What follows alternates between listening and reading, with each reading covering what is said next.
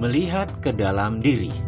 Coba kita merenung sebentar, coba Anda melakukan hal yang biasa disebut dengan istilah inward looking atau melihat ke dalam diri. Bisakah Anda menceritakan bagaimana selama ini uang datang kepada Anda? Bisakah Anda mengenal pola uang datang ke Anda? Ada berapa cara uang datang ke Anda? Mungkin agar lebih cepat saya bantu dengan pertanyaan. Apakah uang Anda diperoleh dengan bekerja? Atau diberi orang tua Anda? Atau diberi oleh suami? Atau diberi oleh pasangan hidup Anda? Atau dari hasil usaha sendiri? Atau dari dagang, atau dari gaji, atau dari meminta kepada orang lain. Apapun itu. Sewaktu Anda melanjutkan video ini, mungkin ada di antara Anda yang sudah lelah dengan masalah keuangan, sudah capek dengan ketergantungan kepada orang lain, serta sudah tidak bisa lagi mencari cara untuk menutupi semua kewajiban yang terus meningkat setiap bulan, setiap harinya, setiap tahunnya. Dan mungkin Anda setuju bahwa Anda memilih untuk menyudahi masalah finansial ini. Anda memilih bertanggung jawab atas apa yang terjadi di depan Anda. Anda memilih untuk menyetop ketergantungan kepada orang lain. Anda memilih menjadi pribadi yang menang. Anda memilih untuk menjadi bagian dari solusi. Tidak ada yang namanya keunggulan. Yang ada hanyalah pengulangan. Misalnya, sekarang kita bayangkan. Misalnya ya, ini hanya pelajaran untuk memberikan pemahaman terhadap persepsi Anda. Bayangkan ada seorang perempuan cantik berdiri di dekat halte, dekat jembatan Semanggi di Jalan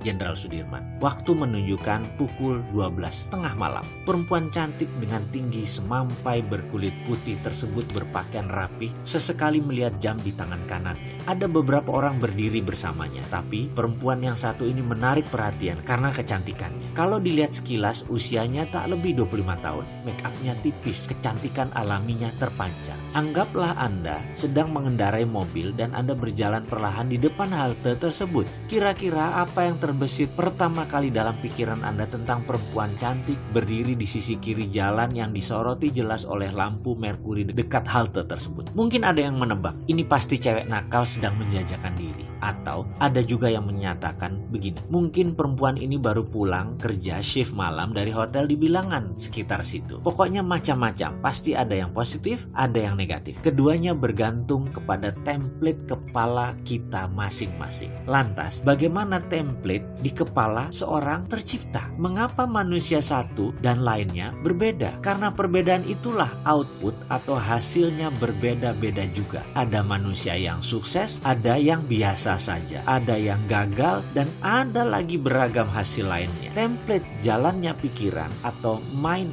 map tercipta karena sesuatu yang berulang-ulang terjadi dalam perjalanan hidupnya. Misalnya seseorang yang membaca koran lampu merah, atau dulu ada namanya pos kota, atau isi berita yang selalu negatif. Walaupun berita-berita tersebut merupakan fakta, tetapi kalau setiap hari dijejali dengan berita maksiat, kriminal, bisa dibayangkan seperti apa template orang yang kira-kira selama 5 tahun kalau dia baca dan yang diperoleh adalah hal-hal seperti itu. Di sisi lain, apa yang terjadi jika seseorang membaca koran, majalah bisnis, buku self-improvement selama 5 tahun? Template seperti apa yang dia miliki? Jika sekiranya kedua orang tersebut berjalan bersama dalam mobil, lalu melihat fenomena wanita cantik tadi, apakah Anda menebak apa isi kepala masing-masing kedua orang itu? Bagaimana? Inginkah mengubah dasar pemikiran Anda? Dalam memutar roda, selalu ada yang memberatkan. Sama halnya dalam melakukan perubahan mindset ini. Maka, selain keyakinan-keyakinan lingkungan yang mempengaruhi, ada juga hal yang harus Anda jaga setelah melakukan perubahan. Jika ini tidak dijaga, Anda akan kembali lagi menjadi diri Anda yang lama. Sebagaimana Anda tahu, pandangan dan reaksi Anda terhadap kejadian dalam hidup ditentukan oleh dasar-dasar pemikiran Anda. Dasar pemikiran tersebut merupakan keyakinan-keyakinan, pendapat-pendapat, dan kesimpulan-kesimpulan yang Anda tarik sebagai masukan dari pengalaman Anda yang Anda terima sejak kecil. Hal-hal tersebut membentuk self-concept. Seberapa Anda yakin tentang diri Anda, inilah filosofi hidup Anda. Semakin kukuh dasar pemikiran tersebut, semakin yakin Anda dengan kebenarannya. Pada akhirnya, dasar inilah yang menjadi pengendali apapun yang Anda lakukan, yang Anda kerjakan, dan yang Anda rasakan. Jika Anda yakin Anda adalah orang yang penuh dengan talenta dan semangat, ramah, populer, sehat, serta memiliki kehidupan yang indah, dasar-dasar pemikiran ini